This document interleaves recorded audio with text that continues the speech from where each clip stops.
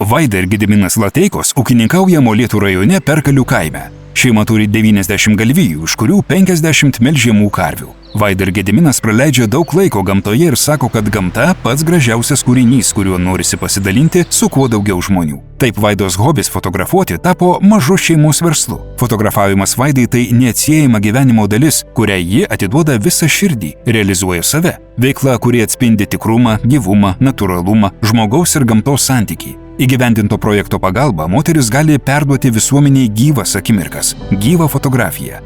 Vaida ir Gediminas Lateikos pasinaudojo parama pagal Lietuvos kaimo plėtros programos 2014-2020 metų programos priemonės ūkio ir verslo plėtra veiklos sritį, parama ekonominės veiklos pradžiai kaimo vietovėse ir Perkalių kaime pradėjo teikti fotografavimo paslaugas.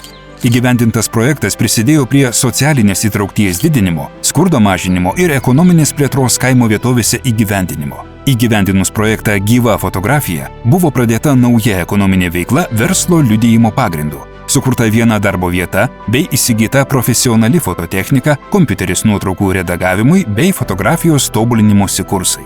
Vaida ir Gediminas nuoširdžiai patarė ir ragina pasinaudoti paramos galimybėmis ir įgyvendinti slaptus verslo planus. Tai nuostabi galimybė susikuriant darbo vietą, realizuoti save ir pakeisti savo gyvenimą. Daugiau informacijos apie paramos galimybės, tinkamumo sąlygas bei atrankos kriterijus rasite www.nma.lt.